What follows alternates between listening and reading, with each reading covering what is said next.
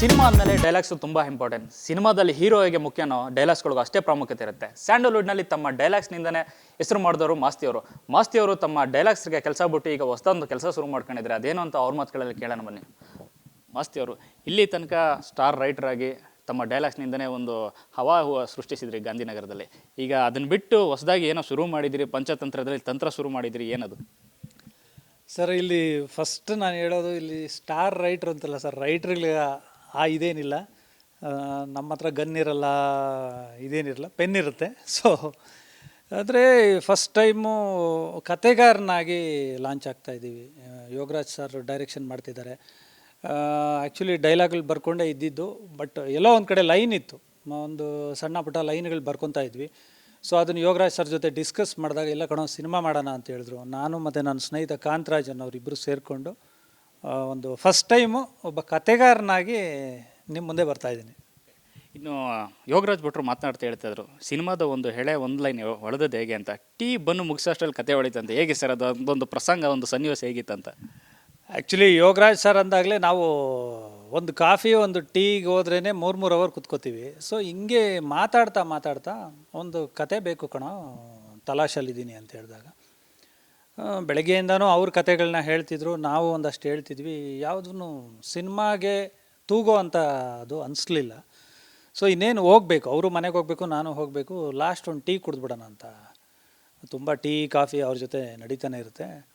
ಸರಿ, ಒಂದು ಟೀ ಕುಡಿಯೋಣ ಅಂದ್ಬಿಟ್ಟು ಅವರು, ನಾನೊಂದು ಬನ್ ತಿಂತೀನೋ ಅಂದ್ಬಿಟ್ಟು ಅವರೊಂದು, ಸರ್ ಒಂದು ಲೈನ್ ಇದೆ, ನೀವು ಟೀ ಬನ್ನು ಮುಗಿಸೋ ಅಷ್ಟೊತ್ತಿಗೆ ಹೇಳ್ತೀವಿ. ಯಾಕೆಂದರೆ ಬೆಳಗ್ಗೆಯಿಂದನೂ ನಾವು ಕತೆಗಳ ಬಗ್ಗೆನೇ ಕೂತಿದ್ವಲ್ಲ, ಸೊ ತಲೆ ಒಂದು ಭಾರ ಆಗಿಬಿಟ್ಟಿತ್ತು.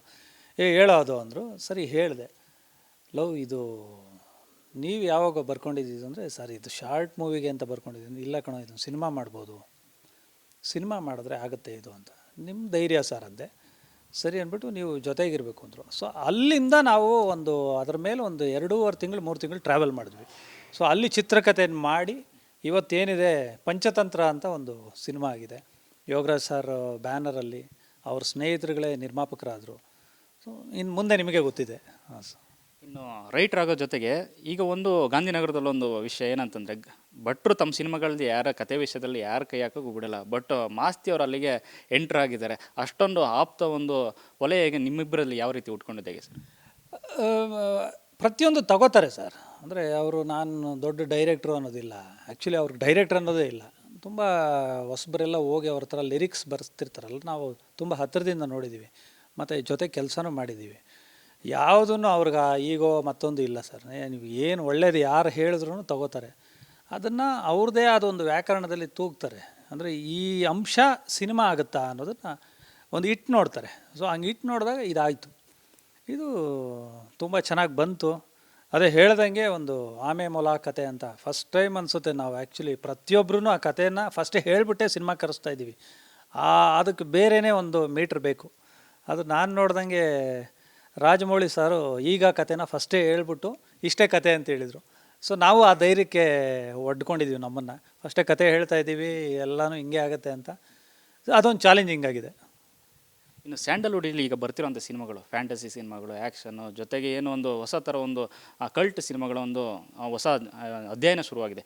ಇದ್ರ ಮೊದಲೇ ಪಂಚತಂತ್ರ, ರಾಮ್ ಕಾಮ್, ಆ ಒಂದು ವಿಷಯ ಈ ಟೈಮಲ್ಲಿ, ಈ ಪರ್ಟಿಕ್ಯುಲರ್ ಟೈಮಲ್ಲಿ ವರ್ಕ್ ಆಗುತ್ತೆ ಅನಿಸುತ್ತೆ. ಯಾಕೆ? ಯೋಗರಾಜ್ ಸರ್ ಆ್ಯಕ್ಚುಲಿ ಓಪನ್ ಆಗಿರಲಿಲ್ಲ ಸರ್. ಅವ್ರ ಕತೆಗಳಲ್ಲಿ ಇದರಲ್ಲಿ ಯಾವತ್ತೂ ಅದೊಂದು ಚೌಕಟ್ಟಲ್ಲೇ ಇರೋರು. ಕಾಮಿಡಿ ಅಂತ ಬಂದಾಗ ಅವರು ತುಂಬ ಓಪನ್ ಆಗಿರಲಿಲ್ಲ. ಇದರಲ್ಲಿ ಅವ್ರು ಬ್ಲಾಸ್ಟ್ ಆಗಿಬಿಟ್ಟಿದ್ದಾರೆ. 100ಗೆ 200% ಕಾಮಿಡಿ. ಈ ರೇಂಜಲ್ಲಿ ಕಾಮಿಡಿ ಇರುತ್ತಾ ಅನ್ನೋ ಥರದ್ದು ತೋರಿಸಿದ್ದಾರೆ. ಇದ್ರ ಮಧ್ಯೆ ಇದರಲ್ಲೂ ಒಂದು ಪ್ರೇಮ ಕಥೆ ಇದೆ, ಥ್ರಿಲ್ಲರ್ ಇದೆ, ಒಂದು ಒನ್ ಲೈನ್ ಬಂತು. ಆ್ಯಕ್ಚುಲಿ ಇದು ಕ್ರೀಡಾಭರಿತ ಸಿನಿಮಾ, ಅಂದರೆ ಕ್ರೀಡಾಧಾರಿತ ಸಿನಿಮಾ, ಕ್ರೀಡಾಭರಿತ ಅಲ್ಲ, ಕ್ರೀಡಾಧಾರಿತ ಸಿನಿಮಾ. ಸೊ ಇದು ದಂಗಲ್ಲು, ಇದೇನಿದೆ ಸ್ಪೋರ್ಟ್ಸ್ ಬೇಸ್ಡ್ ಚೆಕ್ದೆ, ಈ ಜೋನರಲ್ಲಿ ಸೇರೋ ಅಂಥದ್ದು. ಇದನ್ನು ನಾವು ಎಂಟೈರ್ ಕಾಮಿಡಿಯಾಗಿ ಬ್ಲೆಂಡ್ ಮಾಡಿ ಒಂದು ಜೊತೆ ಕೆಲಸ ಮಾಡಿಕೊಂಡು 29 ಜನರಿಗೆ ತೋರಿಸ್ತಾ ಇದ್ದೀವಿ. ಸೊ ಆವತ್ತು ಗೊತ್ತಾಗುತ್ತೆ.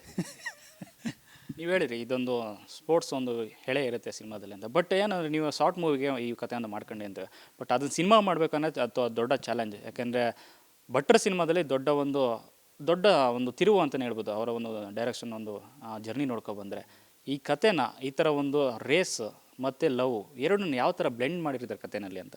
ಸರ್ ಅದು ನಾವು ಒಂದು ಬೆಳಗ್ಗೆ ಅಂದರೆ ಫೋನು ಮಾಡ್ಕೋತಾ ಇರಲಿಲ್ಲ ಸರ್. ಬೆಳಗ್ಗೆ ನಾನು ತಿಂಡಿ ತಿನ್ಕೊಂಡು ಆಫೀಸ್ಗೆ ಹೋದ ಅಂದರೆ ಅವರು ಬರೋರು, ಜೊತೆಗೆ ನಮ್ಮ ಕಾಂತರಾಜ್ ಅಂತ ಮೂವರು ಕೂತ್ಕೋತಿದ್ವಿ.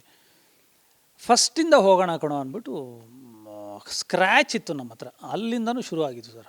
ಎಂಟೈರು 3 ತಿಂಗಳು ಅದ್ರ ಮೇಲೆ ಕೂತು ಆ ಸ್ಕ್ರೀನ್ ಪ್ಲೇಗಳು ಹಿಂಗೆ ಮಾಡೋಣ ಅಂತ ಪಾತ್ರಗಳು ಒಂದೊಂದೇ ಸೃಷ್ಟಿ ಮಾಡ್ತಾಯಿದ್ರು. ನಾವು ಶುರು ಮಾಡಿದ್ದು ಮೊದಲನೇ ದಿನವೇ ಕ್ಲೈಮ್ಯಾಕ್ಸ್ ಹೇಳಿದ್ರು ಸರ್. ಸೊ ನಾವು ಎಕ್ಸೈಟ್ ಆಗ್ಬಿಟ್ವಿ, ಏಯ್ ಸಖತ್ತಾಗಿದೆ ಸರ್ ಅಂತ. ಸೊ ನಮಗೆ ಗುರಿ ಸಿಕ್ಬಿಟ್ಟಾಗ ನಾವು ಜರ್ನಿ ಆರಾಮಾಗಿ ಮಾಡ್ಕೊಂಡು ಹೋಗ್ಬೋದು. ಸೊ ಹಿಂಗೆ ಮಾಡ್ಕೊಂಡು ಹೋದ್ವಿ. ಮತ್ತು ಪಂಚತಂತ್ರ ಅಂತ ಹಿಡೋದಕ್ಕೆ ಕಾರಣವೇ ಈ ಕಥೆನೇ ಪಂಚತಂತ್ರಗಳ ಕಥೆಯಲ್ಲೂ ಒಂದು. ಈಸೋಫನ ಕಥೆಗಳು ಅಂತ ಮೊದಲು ಬರೋರಲ್ಲ, ಅದನ್ನೇ ಈ ಕನ್ನಡದಲ್ಲಿ ಪಂಚತಂತ್ರ ಕಥೆಗಳು ಅಂತಾರೆ.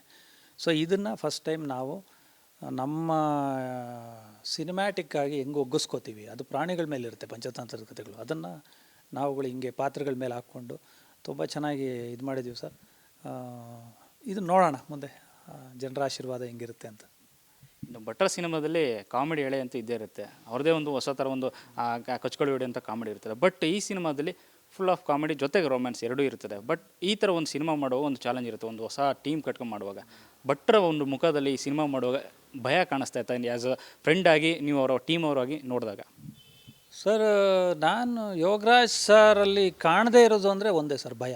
ಅವರು ಪ್ರತಿಯೊಂದನ್ನು ತುಂಬ ಅಂದರೆ ಅವ್ರು ನೀವು ಹಾಡುಗಳು ಕೇಳಿದಾಗಲೇ ಅನಿಸುತ್ತೆ ಒಂದು ಜೀವನನ ಒಂದು ಸಾಹಿತ್ಯದಲ್ಲಿ ಒದಗಿಸ್ತಾರೆ. ಸೊ ಅದೇ ಥರದ್ದು ಇದು ಪ್ರತಿಯೊಬ್ಬರ ಜೀವನದಲ್ಲಿ ಆಗಿರೋ ಅಂಥದ್ದು, ನೋಡಿರೋ ಅಂಥದ್ದು. ಇದನ್ನು ನಾವು ಸಿನಿಮಾವಾಗಿ ಹೆಂಗೆ ತೋರಿಸ್ತೀವಿ ಅನ್ನೋದು ನಮಗೆ ಚಾಲೆಂಜಿಂಗ್ ಆಗಿತ್ತು.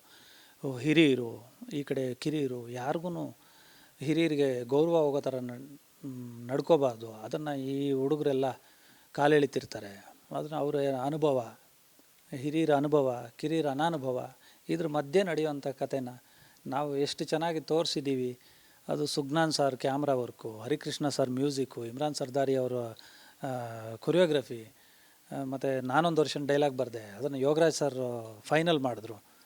ಅವರು ಬತ್ತಳಿಕೆ ಸಂಭಾಷಣೆ, ಇದೆಲ್ಲ ಅದನ್ನೇನಂತಾರೆ ಕತೆ, ಚಿತ್ರಕಥೆ, ಸಂಭಾಷಣೆ, ನಿರ್ದೇಶನ, ಸಾಹಿತ್ಯ, ಈ ಯೋಗರಾಜ್ ಸರ್ ಪಂಚತಂತ್ರಗಳೇ ಈ ಸಿನಿಮಾದ ಇದು. ಇನ್ನು ಪಂಚತಂತ್ರತೆಗೆ ಇನ್ನೊಂದು ಟ್ಯಾಗ್ಲೈನ್ ಇದೆ, ಏನಂತಂದರೆ ಇಂಡಿಯಾದಲ್ಲೇ ಯಾವುದೇ ಸಿನಿಮಾ ರೇಸ್ ಸಂಬಂಧಪಟ್ಟಂಗೆ ಸಿನಿಮಾ ಮಾಡಿಲ್ಲ, ಬಟ್ ಈ ಸಿನಿಮಾ ಅದೊಂದು ಮೈಲಿಗಲ್ಲನ್ನು ದಾಟುತ್ತೆ ಅಂತ. ನೀವೊಬ್ಬರ ಟೀಮ್ ಆಗಿ ಸಿನಿಮಾ ನೋಡಿದ ಒಂದು ಪ್ರೇಕ್ಷಕರಾಗಿ ಏನಂತ ಹೇಳ್ತೀರಿ ಈ ಸಿನಿಮಾದ ಬಗ್ಗೆ? ನಿಜ ಸರ್, ಇದು ನಾವು ರೇಸ್ ಅಂತ ಶುರು ಮಾಡಿದಾಗ ಅಷ್ಟು ನಾವು ಈಸಿ ಅಂದ್ಕೊಂಡಿದ್ವಿ. ಬಟ್ 2 ಕಾರು ಒಂದು ಇದ್ರ ಮೇಲೆ ಬಂದಾಗ 150, 160, 180 ಸ್ಪೀಡಲ್ಲಿ ಹೋಗಬೇಕು ಅಂದಾಗ ನಾವು ಮತ್ತು ಮಾಮೂಲಿ ಚಾಲಕರು ಓಡಿಸೋಕ್ಕಾಗಲ್ಲ, ಅದನ್ನು ಪ್ರೊಫೆಷನಲ್ಸೇ ಓಡಿಸ್ಬೇಕು. ಸೊ ನಾವು ಕರ್ನಾಟಕದಲ್ಲಿ ಅಂದರೆ ಅವರು ಇಂಟರ್ನ್ಯಾಷನಲ್ ಲೆವೆಲಲ್ಲಿ ರೇಸರ್ಸ್ ಇದ್ದಾರೆ, ಅವ್ರುಗಳನ್ನ ಕರೆಸಿ ಅವರು ಎಷ್ಟು ಚೆನ್ನಾಗಿ ಸಾಥ್ ಕೊಟ್ಟರು ಅಂದರೆ, ಅವ್ರಿಗೆ ಸಿನಿಮಾ ವಸ್ತು, ನಮಗೆ ರೇಸ್ ವಸ್ತು. ಸೊ ಇಬ್ಬರು ಸೇರಿ ಫಸ್ಟ್ ಆಫ್ ಆಲ್ ನಾನು ರಂಗಾಯಣ ಸಾರ್ಗೆ ಮತ್ತು ಸೋನಲ್ ಮಂತಾರಿಯೋ, ಕರಿ ಸುಬ್ಬು ಸಾರು, ಇವ್ರುಗಳಿಗೆಲ್ಲ ಥ್ಯಾಂಕ್ಸ್ ಹೇಳಬೇಕು. 180ರಲ್ಲಿ ಅವರು ಸೀಟ್ ಬೆಲ್ಟು ಇವುಗಳ ಮಧ್ಯೆ ಕುತ್ಕೋತಾರೆ ಅಂದರೆ, ಅಲ್ಲಿ ತುಳಿತಾ ಇದ್ದಿದ್ದು ಅವನು ಎಕ್ಸ್ಲೇಟ್ರ್ ಇರ್ಬೋದು, ಬಟ್ ಆ್ಯಕ್ಚುಲಿ ಇವ್ರಿಗೆ ಎದೆ ಮೇಲೆ ತುಳ್ದಂಗೆ ಇರೋದು. ಸೊ ಅದು ತುಂಬ ಒಳ್ಳೆ ಎಕ್ಸ್ಪೀರಿಯೆನ್ಸು. ಸೊ ಅದಕ್ಕೆ ಒಂದಷ್ಟು ಸೌಂಡು ಎಲ್ಲ ಬಿದ್ದಾಗ ಅದು ಬೇರೆಯೇ ಜೋನರಲ್ಲಿದೆ ಸರ್. ಇದು ಹೈ ಸ್ಟ್ಯಾಂಡರ್ಡ್ ಸಿನಿಮಾ ಆಗೋದ್ರಲ್ಲಿ ಯಾವುದೇ ಡೌಟ್ ಇಲ್ಲ. ಇದೊಂದು ಫ್ರೆಶ್ ಕತೆ ಮೊದಲಾಗೆ, ಮತ್ತು ಭಟ್ರಿಗೆ ಒಂದು ದೊಡ್ಡ ತಿರುವು ಕೊಡುವಂಥ ಸಿನಿಮಾ. ಇಂಥ ಒಂದು ದೊಡ್ಡ ತಿರುವ ಸಿನಿಮಾಗೆ ಯಾಕೆ ಯಾವ ಸ್ಟಾರ್ ನಟರು ಇಲ್ಲದೆ ಹೊಸ ಪ್ರತಿಭೆಗಳನ್ನೇ ಆಯ್ಕೆ ಮಾಡೋದು ಕಾರಣ? ಸರ್ ಆ್ಯಕ್ಚುಲಿ ಈ ಪಾತ್ರಗಳೇ ಹೊಸ್ತನ ಕೇಳ್ತಿತ್ತು ಸರ್. ಇದಕ್ಕೆ ಯಾರು ಅಂದರೆ ದೊಡ್ಡ ಮಟ್ಟದ ನಾಯಕ ನಟರು ಬೇಕಾಗಿರಲಿಲ್ಲ. ಯಾಕಂದರೆ ಕಥೆನೇ ಒಂಥರ ಒಂದು ಏರಿಯಾದಲ್ಲಿ ನಡೆಯುವಂಥ ಕತೆ. ಇದು ಯಾವುದೇ ಒಂದು ಸಮುದಾಯ ಆಗಲಿ, ಒಂದಷ್ಟು ರಾಜ್ಯಗಳಾಗಲಿ, ಆ ಥರದ್ದು ದೊಡ್ಡ ಕ್ಯಾನ್ವಾಸ್ ಇರಲಿಲ್ಲ. ಒಂದು ಏರಿಯಾದಲ್ಲಿ ನಡೆಯುವಂಥ ಒಂದು ಚಾಲೆಂಜು, ಒಂದು 20 ವರ್ಷದ ಕೇಸು, ಅದನ್ನು ಹೆಂಗೆ ಒಂದು ರೇಸ್ ಮೂಲಕ ಬಗೆಹರಿಸ್ಕೋತಾರೆ. ಇದು ಅದೇ ನಾನು ಹೇಳ್ದಂಗೆ ಫಸ್ಟೇ ಕತೆ ಹೇಳ್ತಿದ್ದೀವಿ, ಎಲ್ಲೂ ನಾವು ಯಾರೇ ಮೈಕ್ ಹಿಡಿದ್ರೂ ಫಸ್ಟ್ ಕತೆ ಹೇಳ್ತೀವಿ. ಆ ರೇಂಜಲ್ಲಿ ಇದನ್ನು ಕಾನ್ಫಿಡೆನ್ಸ್ ಅಂತಿರೋ, ಓವರ್ ಕಾನ್ಫಿಡೆನ್ಸ್ ಅಂತಿರೋ ಗೊತ್ತಿಲ್ಲ, ಬಟ್ ನಮ್ಮ ಪ್ರೇಕ್ಷಕರ ಮೇಲೆ ನಮಗಿರೋ ಅಂಥ ಒಂದು ಭರವಸೆ, ಆ ಪ್ರೇಕ್ಷಕರಿಗೆ ನಮ್ಮ ಯೋಗರಾಜ್ ಸರ್ ಮೇಲಿರುವಂಥ ಭರವಸೆ, ಇದು ಹೊಂದ್ಕೊತಾ ಇದೆ ಅಷ್ಟೇ ಸರ್. ಇನ್ನು ಯೋಗರಾಜ್ ಭಟ್ರದ್ದು ಒಂದು ಸೆನ್ಸ್ ಆಫ್ ಹ್ಯೂಮರ್ ಎಲ್ಲರೂ ಗೊತ್ತಿರೋಂಥ ವಿಚಾರನೇ. ಬಟ್ ಈ ಸಿನಿಮಾದಲ್ಲಿ ಪರ್ಟಿಕ್ಯುಲರ್ ಯಾವ ರೀತಿ ವರ್ಕ್ ಆಗುತ್ತೆ, ಪ್ರೇಕ್ಷಕರಿಗೆ ಯಾವ ರೀತಿ ಟಚ್ ಆಗುತ್ತೆ ಆ ಸೆನ್ಸ್ ಆಫ್ ಹ್ಯೂಮರ್ ಅಂತ? ಸರ್ ಯೋಗರಾಜ್ ಸರ್ ಅನುಭವನೇ ದೊಡ್ಡದು. ಅವರು ಪ್ರತಿಯೊಂದು ನೋಡಿದ್ದಾರೆ. ಮತ್ತು ಆಲ್ಮೋಸ್ಟ್ ಅವರು ಸಿನಿಮಾಗಳಲ್ಲಿ ಏನು ಪ್ರೇಕ್ಷಕರು ಬರ್ತಾರೆ ಅವ್ರಿಗೆ ಮೋಸ ಅಂತೂ ಆಗಲ್ಲ. ಇದರಲ್ಲಂತೂ ಖಂಡಿತ ಆಗಲ್ಲ. ಏಕೆಂದರೆ ಆ ರೇಂಜಲ್ಲಿ ಕೆಲಸ ಮಾಡಿದ್ದೀವಿ ಅನ್ನೋದಕ್ಕಿಂತ ಆನ್ ಟೇಬಲ್ ನಾವೇ ನಗಾಡ್ತಿದ್ವಿ, ಇದು ಥ್ರಿಲ್ ಆಗ್ತಿದ್ವಿ.